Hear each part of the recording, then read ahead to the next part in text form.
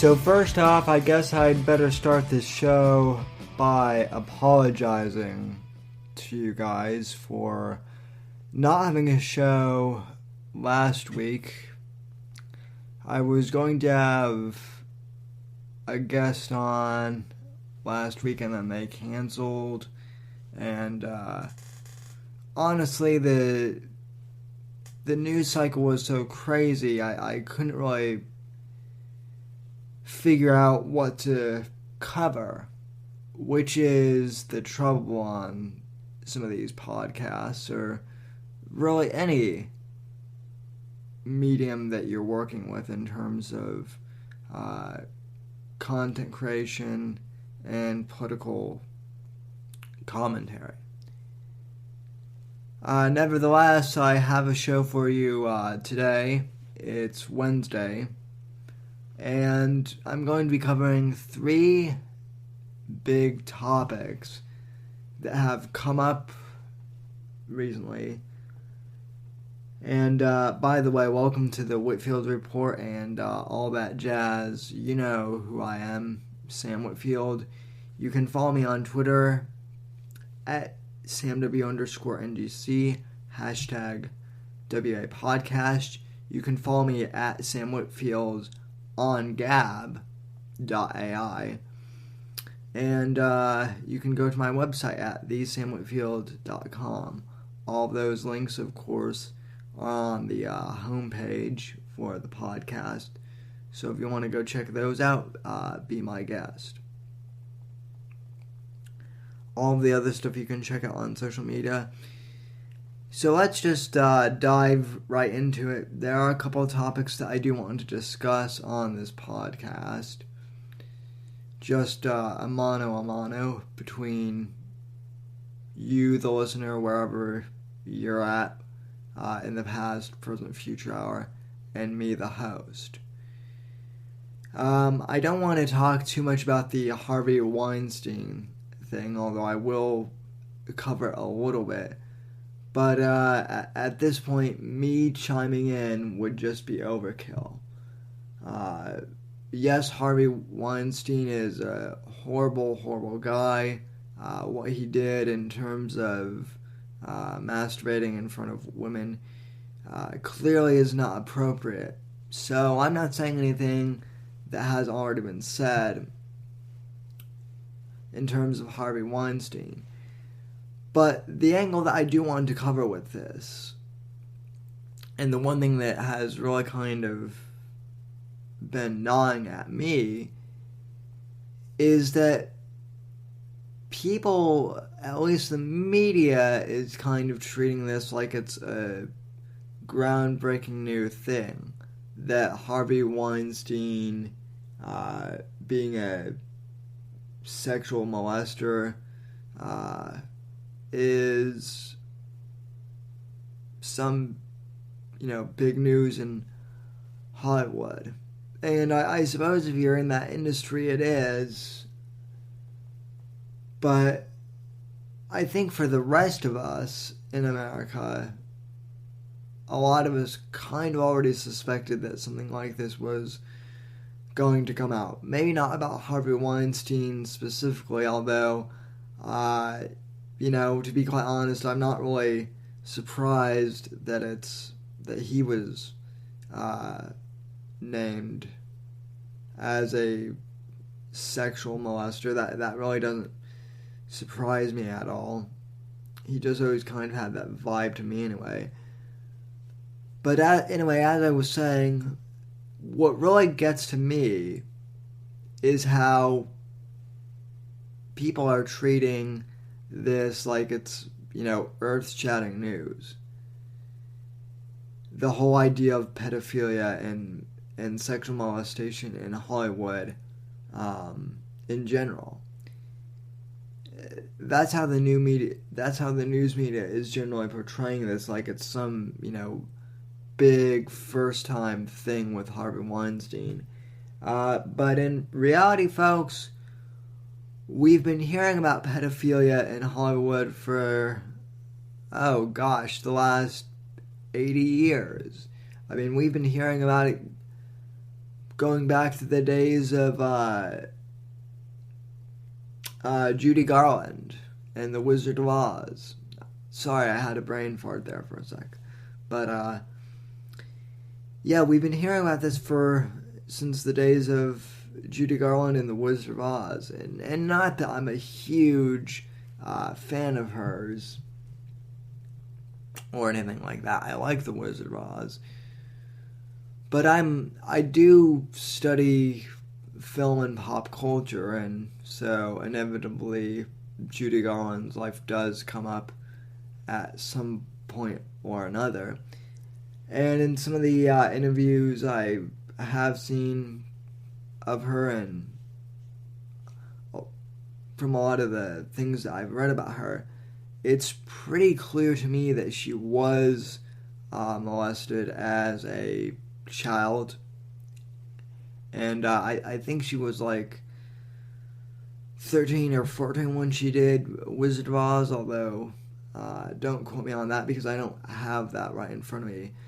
But anyway, she was a child star at that point in her life, and there were rumors going on for a long time that she was molested on that set. And there were some other things said about Shirley Temple, that basically all of the children back in the 30s and 40s, all of the child stars, might have been diddled at some point or another. And we've progressively heard the same thing from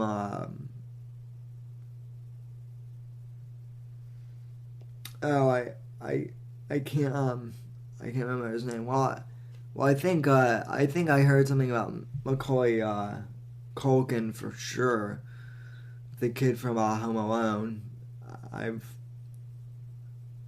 heard his name, but there was one movie star. There was one child actor in particular back during the 80s whose name I'm blanking on now, as it turns out. But he did an interview about how he was sexually molested by older men and producers in Hollywood. I'll remember his name immediately after this podcast is done and uploaded, and then I'll get bugged about it. But that's how this thing always goes. And then, there were rumors of Sean Young, the female lead in the original Blade Runner. The reason why she never had another successful hit film after Blade Runner was because she said no to a Hollywood producer's sexual advances. So those are just a few of the examples I could think of off the top of my head. And so the question that I pose to you and to really people just in general is, why is this such a big, earth-shattering news story? We've known about stuff like this for a while in Hollywood, it seems, and honestly, it's just not big of a surprise to me. But who knows? That's just the way these things go sometimes.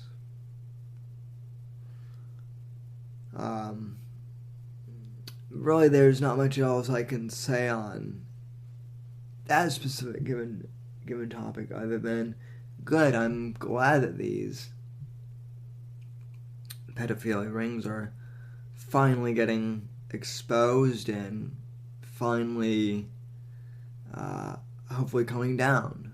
That's all I can say on this matter. So obviously I think more names will come out, and not much else I can say on that topic. Alright, so with the Hollywood pedophilia thing out of the way, I do want to discuss a more relevant topic, and one that a lot of you have been asking me about for the past couple days and for me to weigh in, and that is the Boy Scouts of America are now allowing girls to join the Cub Scout program. And eventually these girls that are in the scouting program, the Boy Scout program, will be allowed to continue on to the Boy Scout program and pursue the rank of Eagle Scout if they wish. Now, I did a little research on this proposed, I guess it's no longer proposed, it's official. But I did some research on this change from the Boy Scouts, and I looked up on the Boy Scout website, and I'll link to this in the show notes so that you guys can read for yourself if you wish.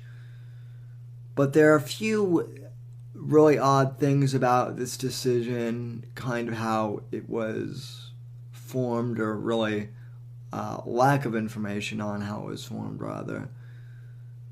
But according to the Boy Scouts of America, they decided to change this rule, because according to them, they were getting requests from families who wanted their girls to be able to join the troop. That was one claim that they're making. And then the other claim by the Boy Scouts of America that I've heard is that they feel that the Boy Scouts of America, the leadership aspect of the program and the skills that you learn with leadership are so good that they want to teach those same skills and have that same type of program for the girls as well.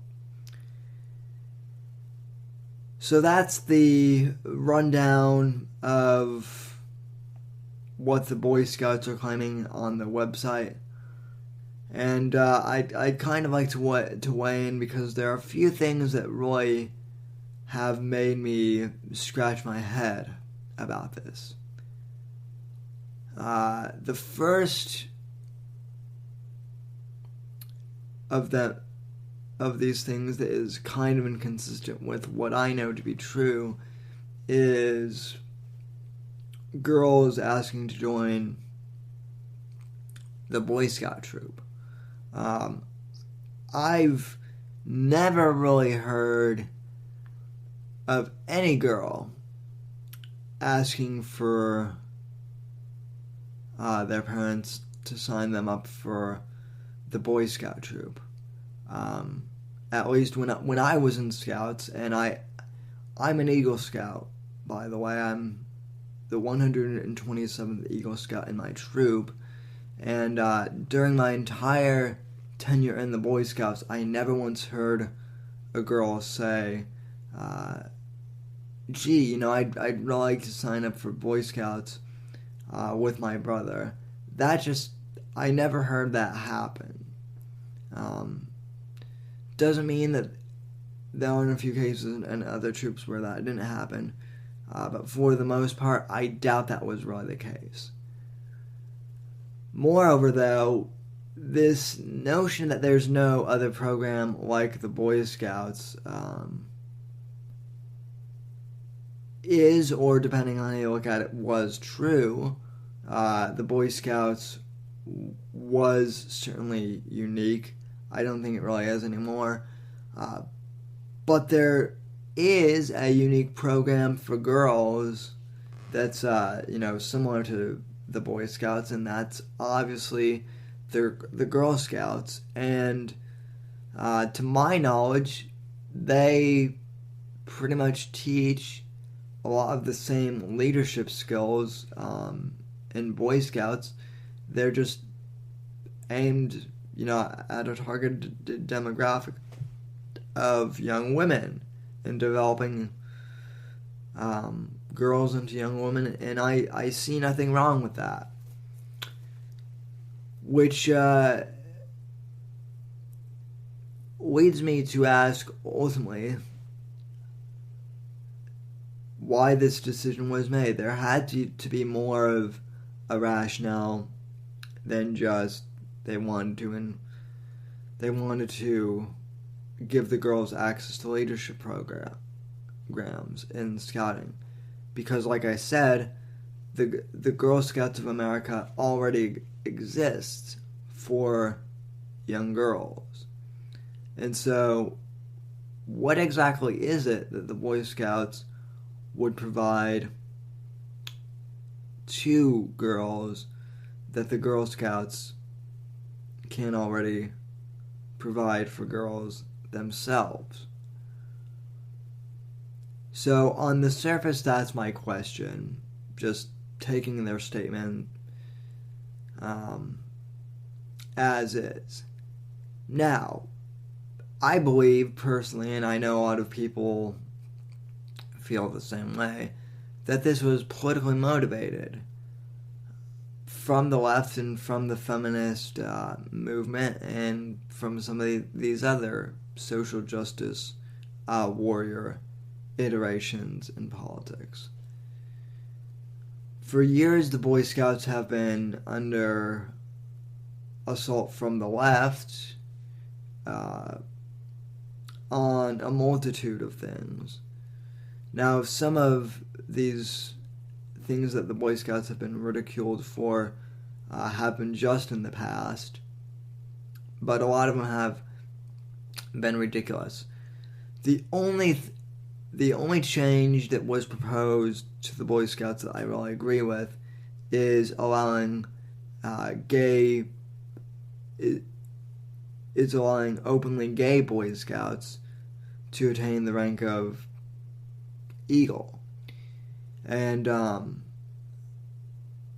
this was an issue about 5 or 6 years ago, where the Boy Scouts used to have a rule where if it was found out that you were gay and you were a Life Scout hoping to attain Eagle, and it was found out that you were gay or homosexual, same thing, you would not be allowed to pass on to the rank of Eagle. And this was amended and ultimately gotten changed about 4 years ago now, 5 years ago, I want to say. And I do agree with that, because while I'm not personally gay myself, and while I don't necessarily agree with it for me personally, I don't think that gay Boy Scouts should be penalized for being gay. If they put in the same amount of time and effort on earning their merit badges and working on their Eagle Scout project, then I have no problem with them attaining the rank of Eagle. Then there was the whole controversy of them allowing gay adult men to be scoutmasters. And this one I was and still kind of am slightly more ambiguous about. I don't like the idea of it's not that I don't like the idea of openly gay scoutmasters being around boys.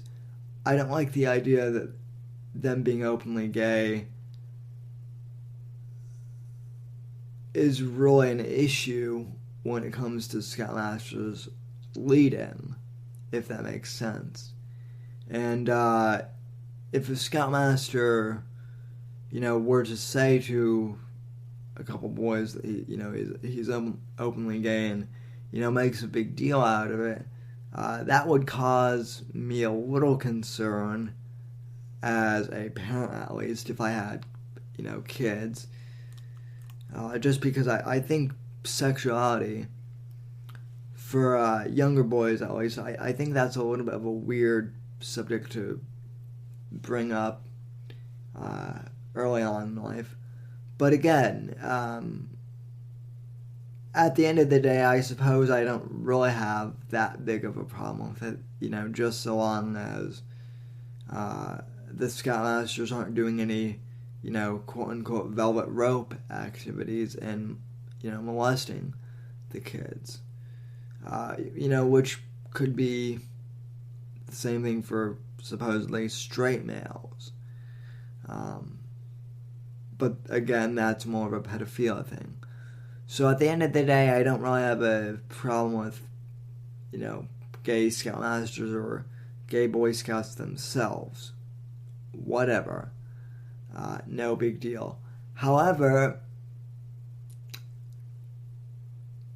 with the girls now being allowed to join the Boy Scouts,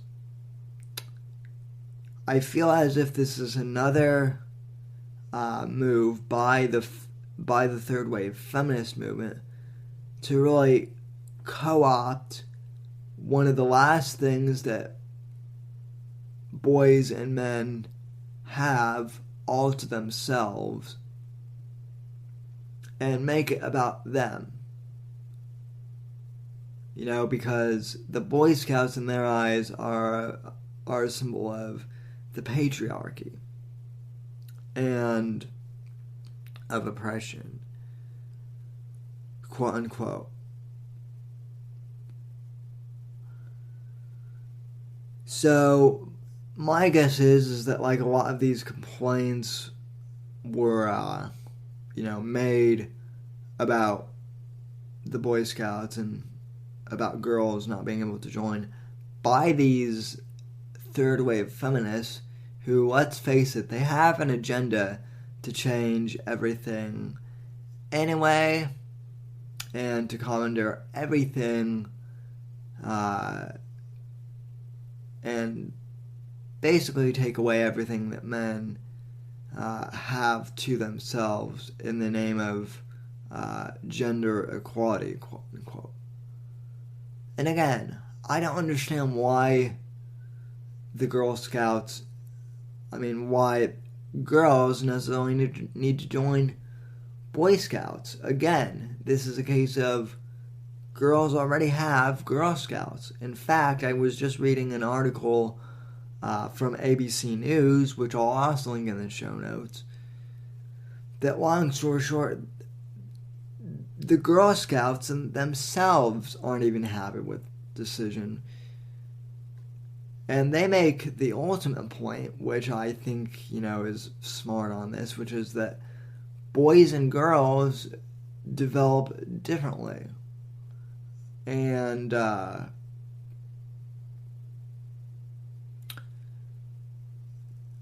for many kids of both genders, it serves them well to have programs that serve the needs of their individual genders. So if you're a boy, it works out best that you're in a boys program that can really focus on honing your male skills and developing you as a man. Likewise, if you're a female, there's nothing wrong with having individualized attention for young women to develop into fully mature women for themselves. And so again, I don't really understand why the Boy Scouts needed to be made gender neutral, which again, for me, makes this politically motivated. The feminist left wants to, take away the Boy Scouts, one of the last sacred, men's groups, away from the men and commandeer it for themselves in the name of quote-unquote gender equality. Now, there's another thing I just looked up on the Boy Scout website. Apparently, the Boy Scouts are saying that this policy would allow for individual troops to make the decision whether or not they wanted to be a male-only troop or a co-ed troop, depending on what the individual troops want. And in theory, this makes sense, but I see a huge problem in the future. And again, I'm not one to really make big predictions, but I do see a problem in the near future where individual Boy Scout troops throughout the country might say something like, we've been a boy-led troop, an exclusive boys troop for 25, 30 years. Some of them have been around longer, and so we'd like to stay a boy-only troop. And I could totally see a feminist or a feminist mom complaining that Boy Scout troop is being sexist, and they could then potentially try and drag that individual Boy Scout troop into a lawsuit of some kind, saying that that individual troop is being discriminatory of their daughter, despite the new addendum from the Boy Scout National Council. And a lot of these Boy Scout troops, in fact, I would say about 99.9% of them, are all funded out of pocket by middle-class families and, by middle-class dads. And so financially, a lot of these troops would not be able to sustain costs of a lawsuit if one of these feminists were to sue an individual troop. Also, a lot of Boy Scout troops, my old one included, meet at elementary schools, public schools, either elementary or middle schools, during the week. So the schools may now require that the individual Boy Scout troops allow women to join their troops. Otherwise, sorry, you lose your meeting space, even though you've been here for several years. Sorry.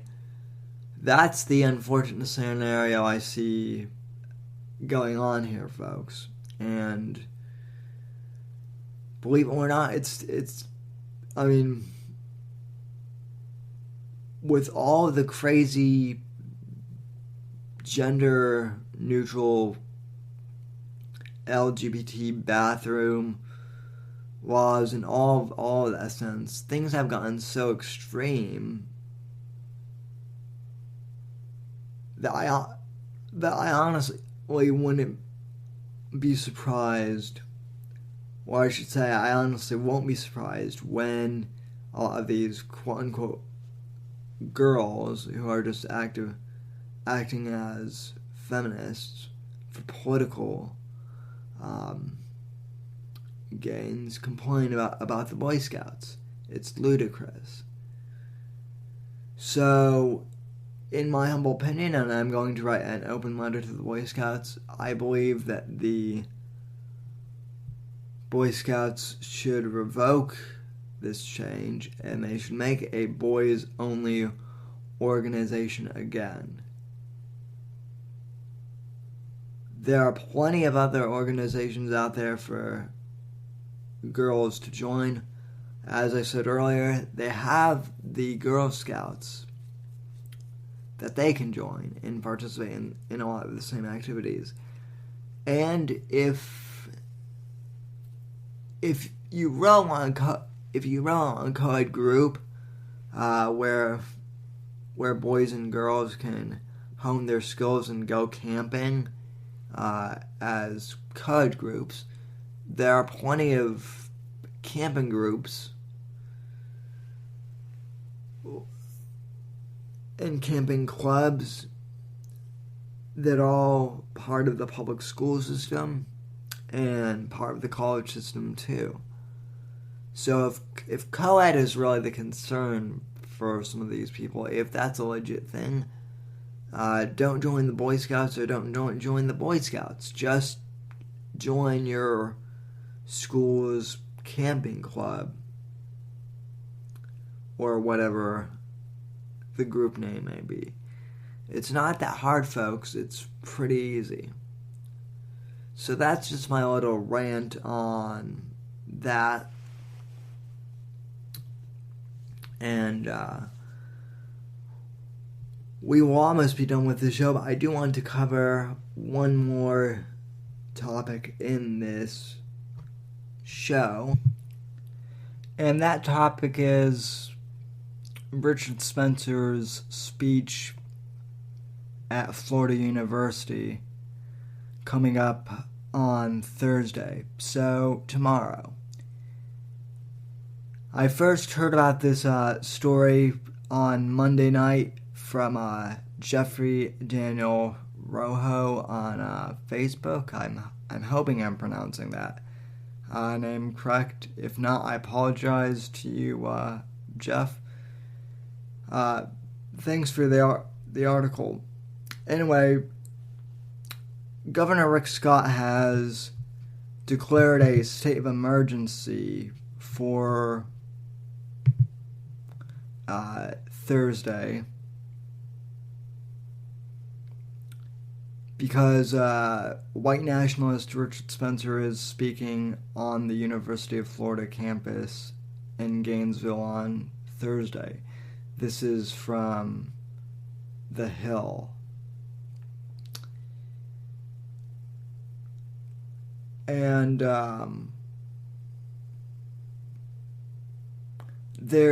there's some controversy here. A lot of conservatives, even though they don't like Richard Spencer, and again, I've said this numerous times, Richard Spencer is a sick individual, and I disavowed him after Charlottesville. I disavowed him before Charlottesville, actually, and I've written a couple columns on American Watchmen disavowing him and really explaining how he does not represent conservatism. But either way, he's speaking at Florida. He's speaking at the University of Florida in Gainesville. And Governor Rick Scott has decided to declare a state of emergency. Now, the argument from some free speech advocates on both sides of the aisle, from what I've heard and from what I've seen on Facebook and other forums, is that it's absurd to declare a state of emergency over Richard Spencer's speech. And Daniel and I actually got into a debate about this on Tuesday afternoon, so yesterday. And the argument is is that Richard Spencer's appearance does not constitute a state of emergency. And for the most part, I would say, I would agree, except for the part that, as we've seen in Charlottesville, South Carolina, Spencer, who is a noted neo-Nazi and white nationalist, admittedly, Charlottesville, ladies and gentlemen, there was massive violence there, to the point where a woman even was killed, murdered, if you remember. And so, in lieu of this, I think Governor Scott has made a wise decision to declare a state of emergency and allocate people into place should Antifa show up, or should some of the neo-Nazis show up and decide to try and burn things to the ground, as Antifa has done with Berkeley, as they tried to do in Charlottesville, and then the neo-Nazis got violent. And I mean, folks, we all saw just 2-3 short months ago how bad things got in Charlottesville. And so I think Governor Scott is right to declare a state of emergency. And this was, the way I see it, it's a preventative measure. And I applaud Governor Scott for doing so. So a few of you wanted me to make my opinions known on that, and there it is. I know some of you will disagree with me. Feel free to come on and debate me or tweet me on Twitter if you disagree with me on this topic or any of the other ones. And that's basically all of our topics for today's show, ladies and gentlemen. I'm sorry if it was a bit rambling. This is one of our off-the-cuff episodes, as you saw in the title. And off-the-cuff episodes are episodes where I really don't have a planned script. I just kind of ad lib. And usually I'm a little more organized with the podcast. But I just decided to kind of ad lib for this episode. Nevertheless, though, I appreciate you listening, and if you like the show, you can subscribe on iTunes. Please give us a 5-star rating. We are also now available on the Google Play Podcasts store for you Android users, and we're also available on Stitcher Web Radio for those of you who use Stitcher. And we actually are looking at trying to get on Spotify as well, because they have a podcast section now too, but we're still waiting to hear back from the people over at Spotify on that. At any rate, ladies and gentlemen, I want to thank you so much for listening. Please don't forget to go to thissamwhitfield.com for everything related to the podcast, where you can read my blog, and also that website has a link to my Amazon page where you can get my short stories and nonfiction short pieces that I've published to Amazon. So go check my official website at thissamwhitfield.com out as well. Alright, ladies and gentlemen, I want to thank you so much for listening in the past, present, future, wherever you are. God bless, God save this great nation, and have a great day wherever you are. God bless.